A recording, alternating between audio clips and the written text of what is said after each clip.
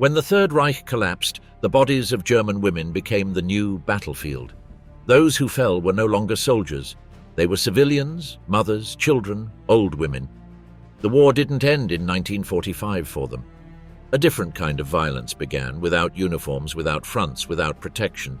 During the post-war period, the Allied powers constructed a narrative of moral liberation that brooked no compromise. Sexual crimes committed by their own troops were silenced, minimized, or destroyed in archives. The memory of the victims was buried under diplomatic agreements, strategic interests, and fear of shattering the myth of the liberators. Why did the victors use the female body as an instrument of punishment? What did the High Command know, and what did they choose to keep quiet? And to what extent did the Allies torture German women? The Red Army in Germany, violence as revenge. January 1945. Soviet troops crossed the German border with an unwritten order to make the Germans pay for every village burned, every woman raped, every child murdered on Soviet territory. What followed were not isolated acts of uncontrolled soldiers, but an organized campaign of sexual terror that would affect 2 million German women. Soviet propaganda had hammered a clear message into the minds of its soldiers for months. Ilya Ehrenberg, the most widely read journalist at the front, wrote, "Germans are not human beings. If you've killed one German, kill another. There's nothing more fun for us than German corpses." But his articles went beyond combat. He specifically urged breaking the pride of the German woman as a means to total victory. The Red Army soldiers had seen their homes destroyed, their families massacred. They had crossed thousands of miles of devastated territory where every village told the same story of Nazi horror. Now they set foot on German soil thirsting for revenge, and German women would become the object of that vengeance.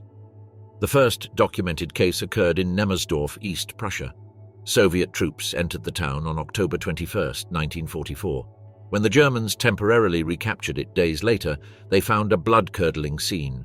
Women nailed naked to barn doors, young girls raped and murdered, and elderly women sexually mutilated. The bodies showed signs of extreme sexual torture before death. This scene would be repeated thousands of times as the Red Army advanced. But there was something unique about Soviet violence. It was collective, ritualized, and enjoyed the tacit approval of the military command.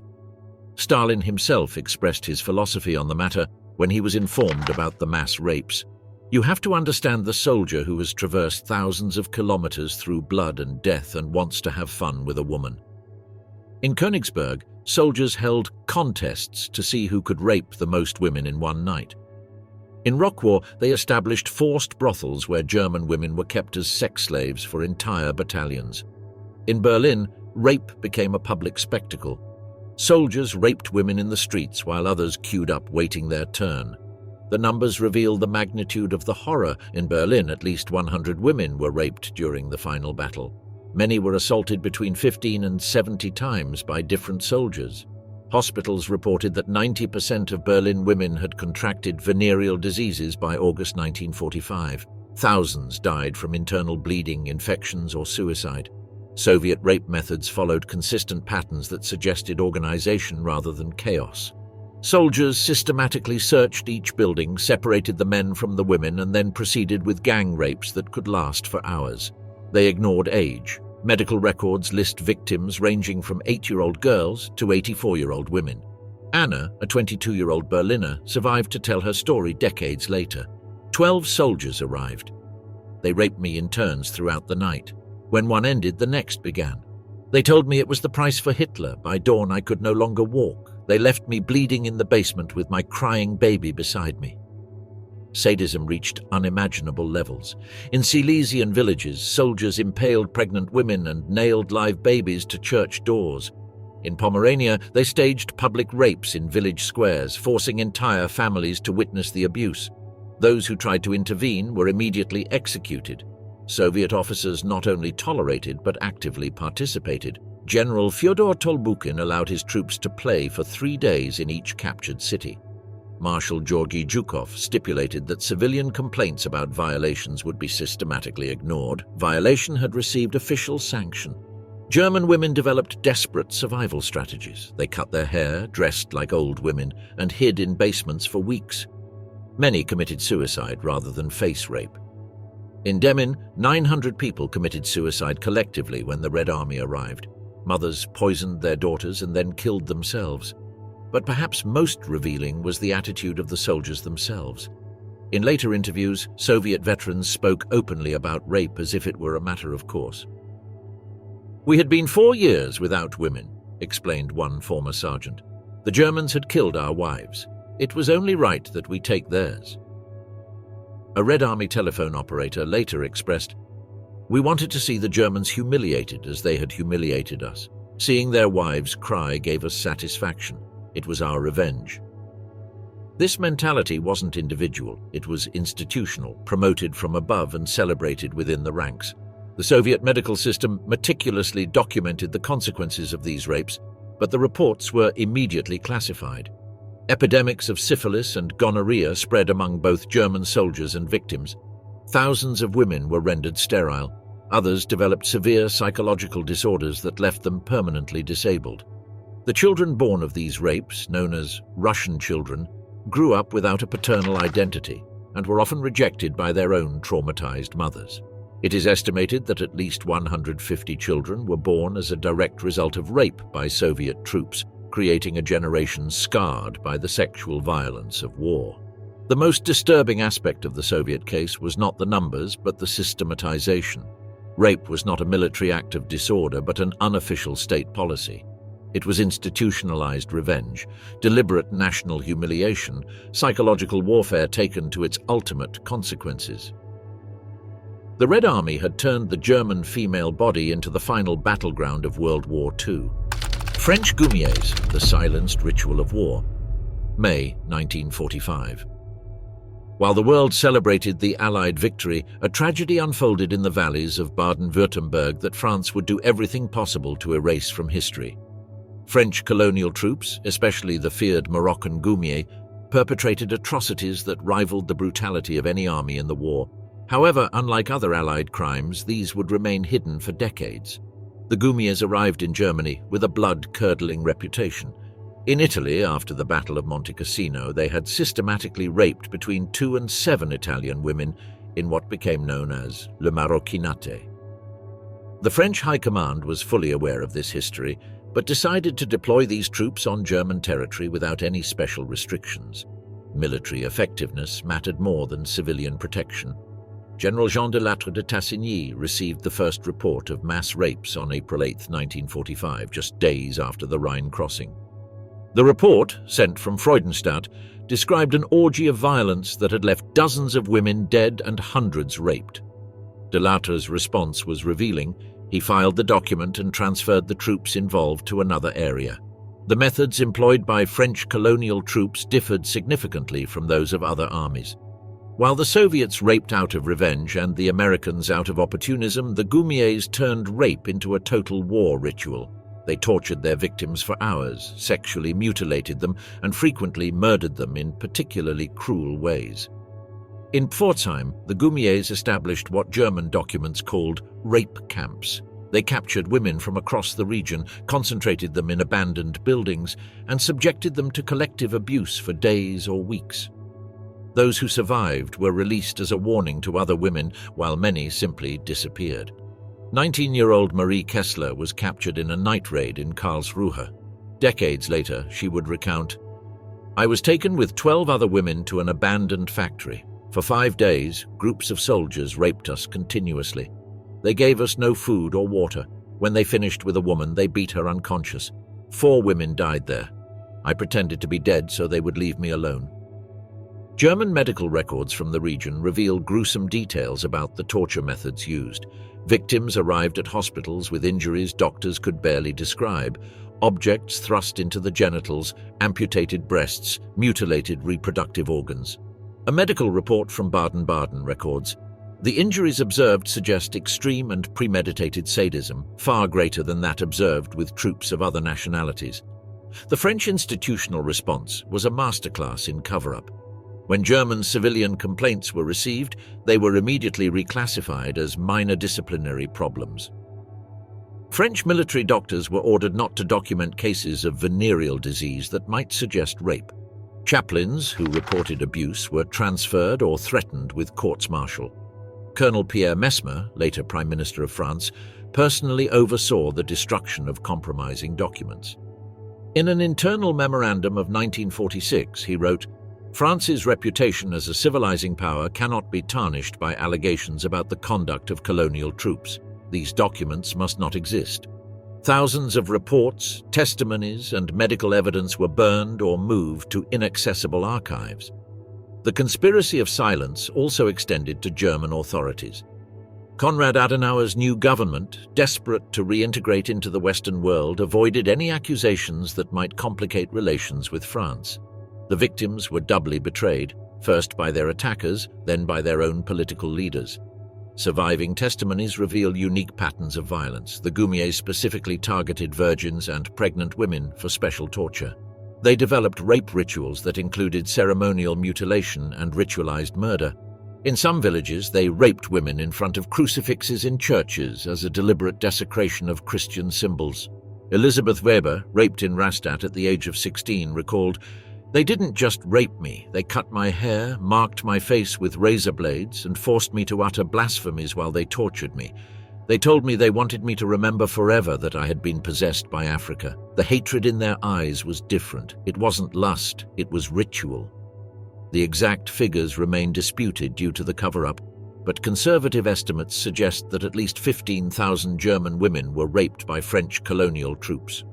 Mortality rates were significantly higher than with other armies. Approximately 20% of victims died from injury, infection, or subsequent suicide. France's silence on these crimes continued for decades. In military memoirs, veterans' commemorations, and official history books, colonial troops appear exclusively as heroic liberators. The French Ministry of Defense's archives on the conduct of these troops remain classified to this day, and the few academic investigations have faced systematic institutional obstacles. Post-war France carefully constructed a narrative of civilized liberation that completely ignored these crimes. The Goumiers were celebrated in victory parades and decorated for their service, while their victims remained silenced by trauma, shame, and official indifference. This selective amnesia allowed France to maintain its image as a civilizing power without confronting the contradictions of its own military imperialism.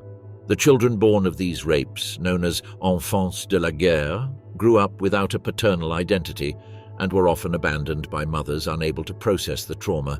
Many were given up for adoption or raised in orphanages, creating another generation of silent victims of crimes that officially never occurred. US troops, the post-war sex market. The American propaganda machine had sold the world the image of the GI as a democratic liberator, the citizen soldier who brought freedom and American values to Europe.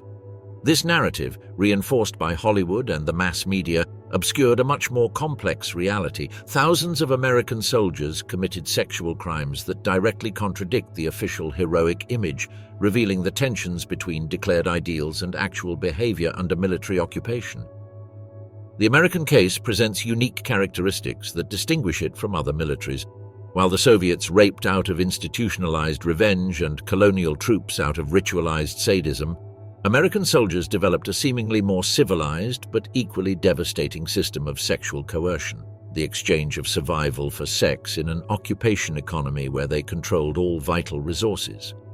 The non-fraternization policy created the perfect conditions for systematic abuse. Officially, soldiers were not allowed to associate with Germans. In practice, this prohibition was selectively enforced. Sexual encounters continued en masse, but German women lost all legal protection when they were criminalized as collaborators if they reported abuse. The system operated with brutal simplicity. American soldiers controlled the distribution of food, medicine, travel permits, jobs, and all the resources necessary for survival in a devastated Germany. German women, many of them widows with starving children, faced an impossible choice: exchange sex for survival or watch their families die. Margaret Fisher, a 34-year-old widow with 3 children, described decades later how the system worked. "Sergeant Johnson controlled the rations for our district. He told me in no uncertain terms that if I wanted food for my children, I had to be nice to him. It wasn't rape in the classic sense, but it wasn't a real choice either. My children were starving." A report by the US Army military government in Germany, dated April 1946, acknowledged in diplomatic terms that the extreme economic dependence of the German civilian population has generated power relations which, in certain cases, can be subject to improper abuse by military personnel. US military records, partially declassified in the 1990s, reveal that the High Command was fully aware of these arrangements. A memorandum from General Lucius Clay acknowledges that transactional relationships between military personnel and German women have become systematic and problematic. However, the response was not to stop the abuse, but rather to avoid public scandals. The structural racism of the US military was brutally manifested in its handling of sexual crimes. African American soldiers were tried, convicted, and executed with disproportionate frequency, while white soldiers who committed identical crimes received lesser sentences or went unpunished. Between 1944 and 1946, 79 soldiers were executed for rape in the European theatre. 75 of them were African American. The case of Private James Henderson illustrates this discrimination. Henderson, an African American, was executed for raping a German woman based solely on her testimony, without physical evidence. On the same day, white Private Robert Mills was found not guilty of gang rape despite overwhelming medical evidence. The military prosecutor explained that Mills had been under extreme combat stress. In 2014, the US National Archives released a batch of documents titled Disciplinary Actions in Post-War Europe that included 239 previously classified cases of sexual coercion, many of which involved tampering with evidence, ignored witnesses, or deliberately biased rulings. American methods of coercion were more subtle but equally effective than direct violence. Soldiers developed elaborate systems of sexual blackmail. They controlled jobs on military bases, permits to travel between occupation zones, access to medical care, and business licenses. German women who needed any of these services faced routine sexual demands. A confidential report from the Army Inspector General, dated August 1946, documented that sex exchanges for administrative favors have become widespread across multiple commands. The document, classified for 50 years, acknowledged that these practices constitute systematic sexual coercion, but recommended only greater discretion on the part of the personnel involved. Records of the Congressional Committee on Military Affairs from 1947 also show that although several senators requested an investigation into improper conduct in Germany, the requests were shelved on national security grounds. American victims faced unique stigmatization. Unlike women raped by enemies, those abused by liberators were blamed for willing collaboration. Their own communities rejected them as American whores, while occupation authorities labeled them women of ill repute who had seduced innocent soldiers. Ruth Ackerman was 17 years old when she was raped by 3 American soldiers in Munich. "They arrested me for walking after curfew," she recalled. "They took me to an abandoned house and raped me all night. When I tried to report it, they told me I had tempted the soldiers and that I could be arrested for prostitution. I never spoke about it again." The US military justice system developed sophisticated mechanisms to minimize these crimes. Cases were routinely reclassified from rape to indecent conduct, from sexual assault to unauthorized fraternization. This statistical manipulation kept official figures low, while the reality on the ground remained devastating. The Judge Advocate General's files reveal 11,400 official cases of sexual misconduct committed by US troops in Germany between 1945 and 1947. However, these numbers represent only formally reported and prosecuted cases. The true figure, including systematic sexual coercion and unreported cases, likely exceeds 50,000 incidents. Diplomatic pressure to maintain America's moral image during the Cold War resulted in a systematic cover-up. The Truman administration believed that acknowledging mass sexual crimes would have provided invaluable ammunition for Soviet propaganda. Cases that became public knowledge were quickly filed away, minimized, or explained away as individual aberrations. Hollywood played a crucial role in perpetuating the heroic narrative. Films about the occupation exclusively portrayed American soldiers as benevolent liberators, while the stories of German victims were systematically excluded. This cultural mythology became so powerful that even the victims themselves internalized guilt for having been abused by the good guys. The children born from these coercive relationships, estimated at least 8,000, grew up in legal and social limbo. Officially, they were liberation children, symbols of Germany's democratic rebirth. In reality, many were products of systematic rape, raised by traumatized mothers who couldn't process what had happened without questioning the entire Allied liberation narrative. The United Kingdom, the war that never came to the archives. Britain's silence on sexual crimes during the occupation of Germany was not accidental but artfully designed. While other allies left documentary evidence of their abuses, the British system developed the most sophisticated and successful cover-up of the war. Britain's supposed moral superiority lay not in better behavior but in a superior capacity for concealment. The British method differed radically from other armies. There were no mass rapes like the Soviets, no ritualized sadism like that of French colonial troops, and no systems of coercion like those of the Americans. British crimes were more selective, individualized, and carefully covered up from the moment they were committed. The class structure of the British military created unique dynamics of sexual abuse. Officers, educated in elite public schools and universities, rarely participated directly in rape. Crimes were committed primarily by working-class soldiers, especially colonial troops from the Caribbean and Asia, creating a double convenience for cover-up. It protected both institutional reputation and class privilege. The British military justice system developed cover-up techniques that other armies envied. Rape cases were routinely reclassified as breach of the peace or unbecoming conduct. Testimonies from German victims were systematically discredited as enemy propaganda or attempted blackmail. Medical evidence was confiscated or destroyed under the pretext of operational security. Major James Crawford Smith of the British Military Legal Corps explained the official philosophy in a memorandum of 1946. The reputation of the Empire as a civilizing force cannot be compromised by allegations of misconduct on the part of subordinate elements. All cases must be handled with the utmost discretion to avoid unnecessary scandal. Declassified files from the Judge Advocate General's office revealed that between 1945 and 1947, more than 120 disciplinary proceedings were conducted against British soldiers for sexual misconduct, but only 11 of them reached a formal trial, and in all cases the charges were dismissed before the verdict. These figures do not reflect an absence of crimes, but rather an institutional strategy of legal minimization. The available records, fragmentary due to exceptional classification policies, suggest that British crimes followed specific geographic patterns.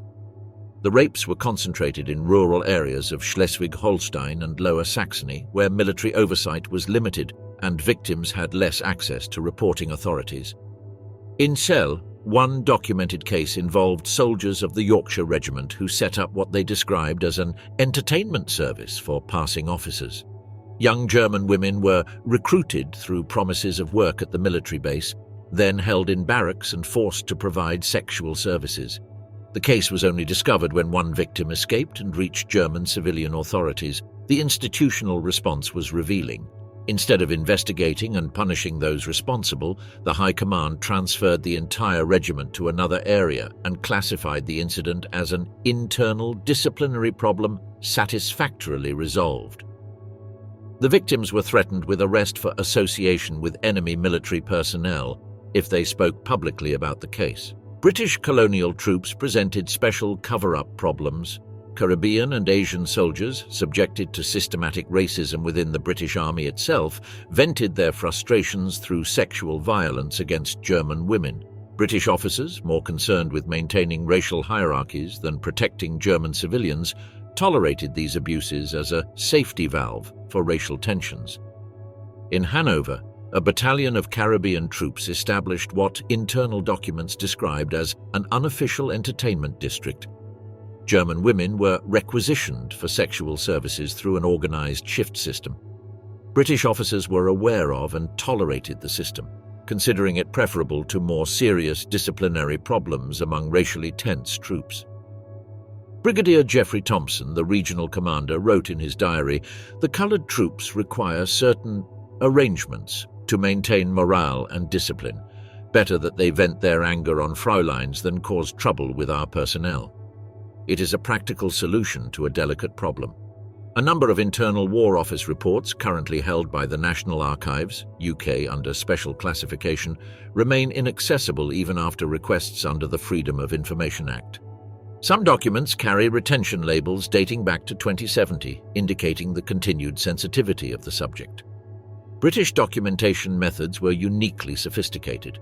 Unlike other armies that archived compromising evidence, the British developed systems to prevent evidence from existing in the first place. Rape reports were taken verbally, but never transcribed. Victims were discouraged from filing formal complaints through bureaucratic intimidation. Military doctors were instructed not to document injuries that might suggest sexual violence. The denotice censorship system, in place since 1921, was used after the war to discourage the British media from covering negative incidents involving the occupation forces. Cabinet Office files show exchanges between the Ministry of Defence and editors of national newspapers in which subjects incompatible with the national interest were specified, including any reference to rape in Germany. This lack of documentation was later used to prove that the crimes had not occurred. Official British historians argued for decades that the lack of records on rape proved the superior discipline of British troops, deliberately ignoring the fact that this absence resulted from cover-up policies, not from the absence of crimes. Victim testimonies, collected decades later by independent researchers, reveal consistent patterns of violence and subsequent intimidation. Helen Richter, raped by Scottish soldiers in 1945, recalled, "After the attack, an officer told me that if I spoke about the incident, I would be arrested for anti-Allied activity. He explained that my family would lose food rations and that we could be evicted from our home. The message was clear: silence or consequences." Following the London Conference of 1946, the United Kingdom and the United States signed joint directives to preserve the prestige of the Allied forces in occupied zones, which included instructions to suppress formal complaints, discourage academic research, and destroy potentially compromising medical records. The fear was not legal, but propaganda, to prevent the USSR from exploiting these crimes as a tool to discredit itself internationally. The contrast between urban and rural areas was especially marked in the British sector. In cities like Hamburg and Bremen, where the presence of civil authorities and international observers was significant, sexual crimes were carefully avoided or immediately covered up. In rural villages where witnesses were limited and victims easily intimidated, sexual violence was more frequent and brutal. The British policy of gradual Germanization of the civil administration created additional opportunities for cover-up. As Germans assumed local administrative positions, they were carefully selected for their willingness to cooperate with British authorities and remain silent about past incidents. This co-optation of local elites ensured German complicity in covering up British crimes. Foreign Office files, partially declassified in the 1990s, reveal a constant concern with maintaining British prestige in continental Europe. A 1947 memo explains that allegations of military misconduct could seriously compromise the British position in post-war negotiations and must be handled with extreme discretion. The Pact of Silence, cover-up and official denial. The construction of official silence on Allied sexual crimes was not a spontaneous phenomenon, but a coordinated historical engineering operation. The victorious powers immediately understood that acknowledging these atrocities would have destroyed the fundamental narrative of moral liberation that justified their victory and legitimized the new international order they were building. The cover-up mechanism began before the war ended. In February 1945, while mass rapes were taking place on German soil, the Allies were already coordinating strategies to control information. A joint memorandum from the British, American, and French intelligence services established principles for handling sensitive information that could compromise Allied strategic objectives. The Nuremberg trials represented the first major test of this strategy of silence. Allied prosecutors possessed extensive documentation of mass rapes committed by their own troops, including detailed medical reports, witness testimony, and soldiers' confessions. However, they developed a legal doctrine that systematically excluded these crimes from the trial. Chief U.S. Attorney Robert Jackson articulated the underlying philosophy in a closed meeting. This tribunal exists to establish the moral superiority of the Allies over Nazism. To include Allied crimes would not serve justice, but would obscure the fundamental distinction between civilization and barbarism that we are trying to establish. This deliberate exclusion was not judicial oversight, but calculated political misconduct.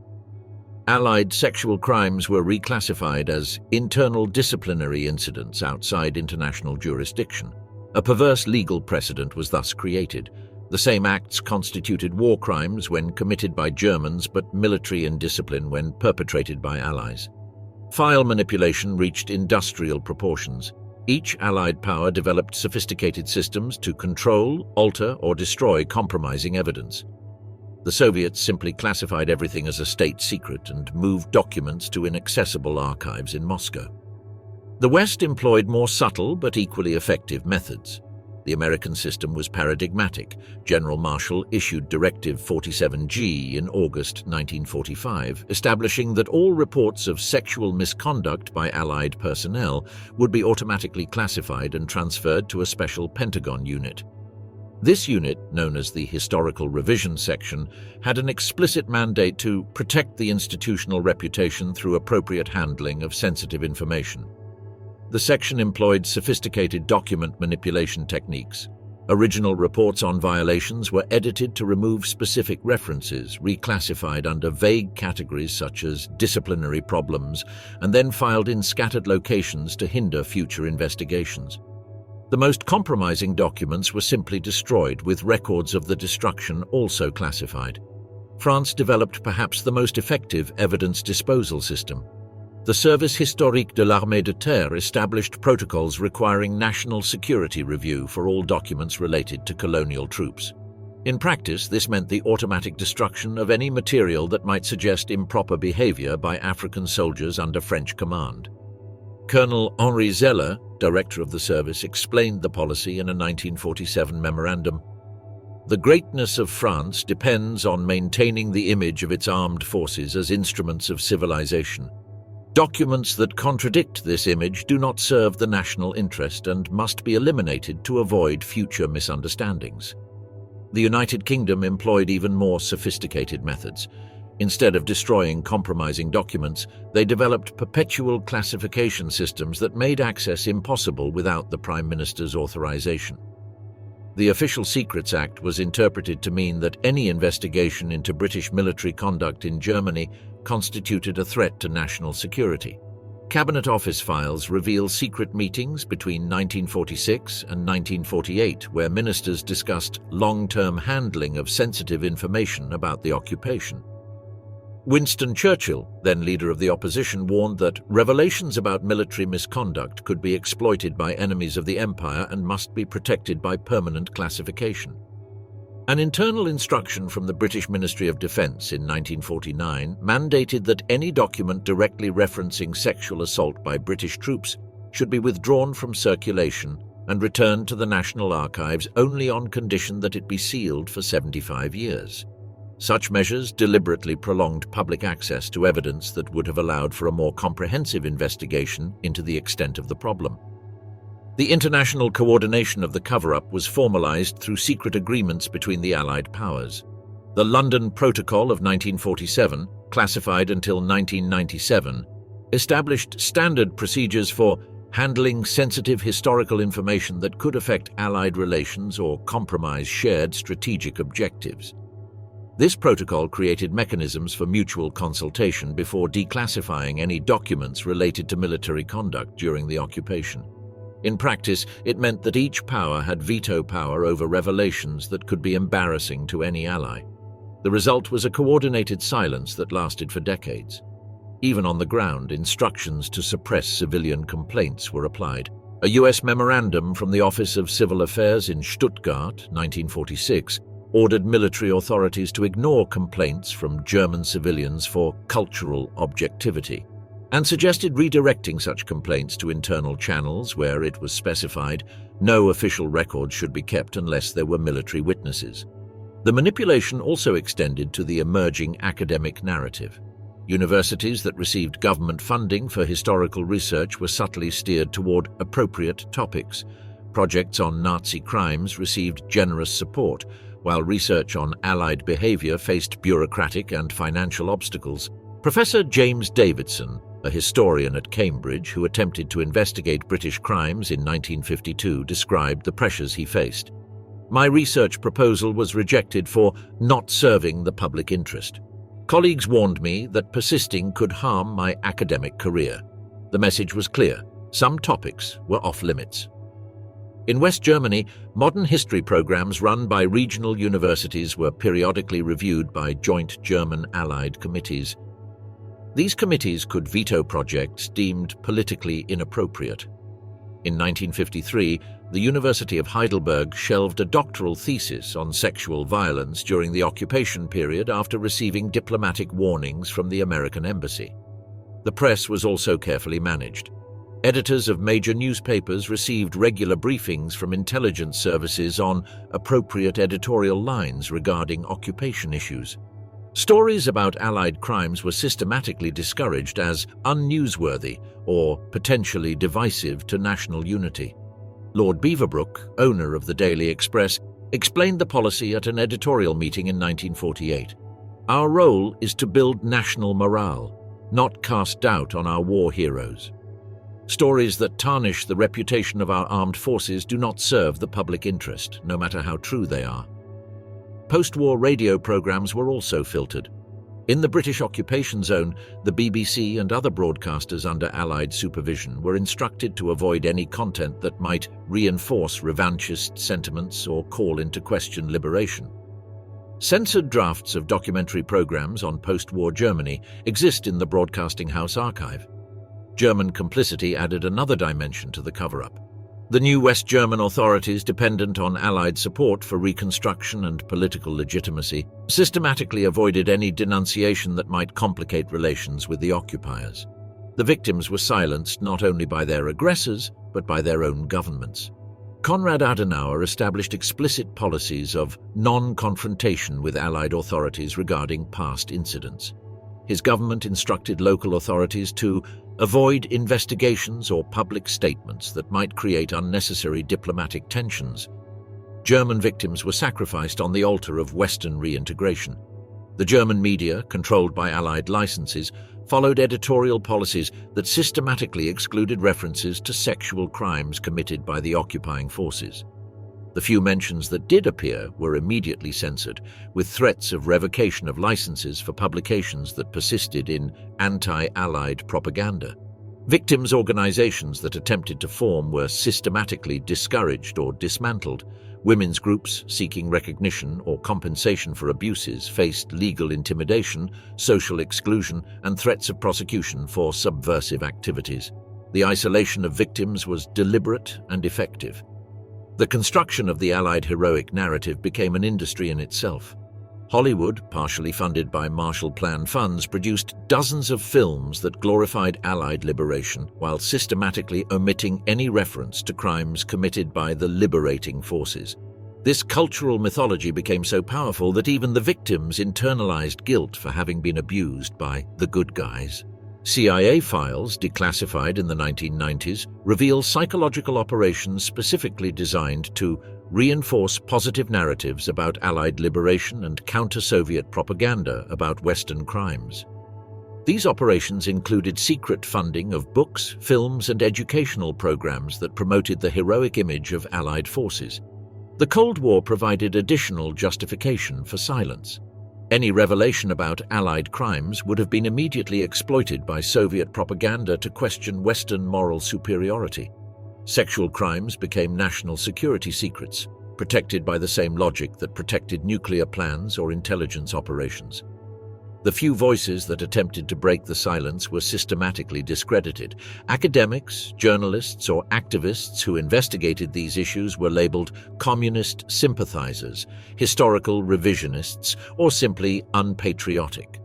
Their careers were destroyed, their research defunded, and their discoveries marginalized. Dr. Wilhelm Hoffmann, a German physician who documented rape cases at his Munich hospital, attempted to publish his findings in 1952.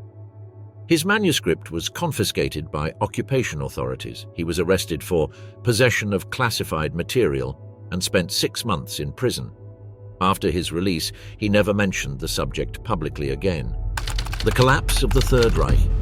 The destruction of the German order in 1945 was not simply a military collapse, but a total disintegration of the civilizational foundations that had governed European society for centuries. What unfolded on German soil between January and May 1945 transcended conventional warfare to become a laboratory of human survival, where the most basic rules of civil protection were indefinitely suspended. The authority vacuum that emerged after the Nazi collapse was unique in modern European history. Unlike other occupied countries where civilian structures continued to function under foreign military supervision, in Germany these structures were deliberately destroyed or abandoned. The result was total anarchy in vast regions where no institutions protected the civilian population. German women faced a historically unprecedented situation. They were left completely unprotected amidst multiple foreign armies operating with different codes of conduct, varying levels of discipline, and diverse attitudes toward the civilian population. This lack of protection was not accidental, but the result of deliberate policies by the Allied powers, which deemed German civilians undeserving of the protections normally accorded to occupied populations. The 1929 Geneva Convention, which established basic protections for civilians in occupied territory, was interpreted to specifically exclude Germans. A February 1945 U.S. State Department memorandum stated that the German civilian population enjoys no conventional protections due to the criminal nature of the Nazi regime and civilian complicity in war crimes. This legal exclusion created a moral terra nullius where any act against German civilians could be justified as collective punishment for Nazi crimes. German women became the primary victims of this logic, being considered passive accomplices of Nazism and therefore legitimate targets of sexual revenge. The German logistical collapse created additional conditions that facilitated mass sexual violence. Food distribution systems completely collapsed, leaving millions dependent on foreign soldiers for basic survival. This absolute dependence turned sex into the currency of survival, normalizing transactions that under normal circumstances would have been clearly identified as rape. Maria Steinberg, a widow with 4 children in Berlin, described the survival economy that emerged. Russian soldiers controlled the drinking water in our district. My children were dying of thirst. The sergeant told me I could have water if I was nice to him. Was that rape? Was it survival? The line disappeared when your children are dying. Mass population displacements created additional opportunities for sexual violence. More than 12 million Germans were expelled from eastern territories under conditions that violated all civilized norms of population transfer. These refugee columns, composed primarily of women, children, and the elderly, were systematically attacked during their transit. German roads became hunting grounds where soldiers of various nationalities intercepted columns of refugees to select victims. Younger women were frequently separated from their families and never seen again. Those who survived arrived at Western destinations with such severe trauma that many were never able to speak about their experiences. Refugee camps established by Allied authorities became informal sex markets where administrators, guards, and support staff routinely exploited desperate women. A 1946 Red Cross report documented that transactional relationships between camp staff and refugee women have become systematic and problematic in multiple facilities. The collapse of the German healthcare system eliminated additional protections for victims of sexual violence. Hospitals were bombed, doctors fled or were arrested, and medications disappeared. Raped women frequently went without medical care, resulting in infections, unwanted pregnancies, and permanent physical trauma. Dr. Hermann Stieve, a gynecologist in Berlin who remained during the occupation, documented the resulting medical crisis. We received between 50 and 100 women daily with rape injuries. We had no anesthesia, antibiotics, or basic surgical equipment. Many women died of infections that in normal times would have been easily treatable. German family structures collapsed under the weight of death, displacement, and massive sexual trauma. Millions of women were widowed, orphaned, or separated from their families. Without traditional support networks and facing daily survival, they were especially vulnerable to sexual exploitation by any man with access to basic resources. The absence of a functioning judicial system eliminated any possibility of justice for victims of sexual violence. There were no German police to receive complaints, prosecutors to prosecute cases, or judges to administer justice. Allied military tribunals had jurisdiction only over their own troops and rarely prosecuted cases of sexual violence against German women. This legal impunity was deliberately maintained by Allied authorities, who believed that systematically prosecuting sexual crimes against Germans would undermine the morale of their troops and complicate the occupation. Justice for German victims was sacrificed on the altar of military expediency. German communities developed coping mechanisms that frequently victimized raped women. Social stigma against victims of sexual violence intensified in contexts where scarce resources created fierce competition. Women marked by sexual association with enemy soldiers were frequently excluded from community support networks. This stigma was particularly cruel for women who had traded sex for family survival. German communities blamed them for prostitution while simultaneously relying on resources these women obtained through sexual sacrifice. Social hypocrisy added humiliation to an already devastating trauma. Children born of rape faced familial and social rejection that perpetuated the trauma transgenerationally. Conservative estimates suggest that at least 200 children were born as a result of rape by Allied soldiers. Many were abandoned, given up for adoption, or raised by mothers unable to process their own trauma. The physical destruction of Germany eliminated safe spaces where women could seek refuge from sexual violence. Bombed-out cities offered countless isolated locations where crimes could be committed without witnesses. Destroyed homes, abandoned factories, and urban ruins became sites of sexual violence, which the physical devastation made virtually inevitable.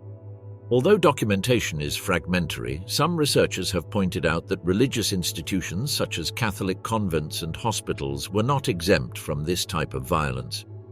Testimonies collected by authors such as Anthony Beaver suggest that in rural areas, some nuns and nurses were attacked during unsupervised raids. These attacks were rarely reported or recorded by the occupation authorities. Likewise, studies on the expulsion of East Germans document numerous cases of sexual violence during the transit. Although a systematic pattern of kidnapping cannot be confirmed, multiple disappearances of young women have been reported in the records of refugee committees between 1945 and 1946. Urban ruins also served as a persistent scene of crime, especially at night. Some areas were avoided by German residents themselves, who knew their reputation as risk zones. The lack of lighting, authority, and surveillance turned these spaces into blind spots of impunity.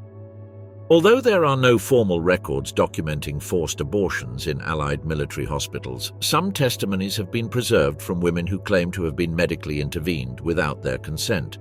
These interventions, according to isolated reports, were justified as prophylactic measures in the face of widespread health collapse, but they left severe physical and psychological scars.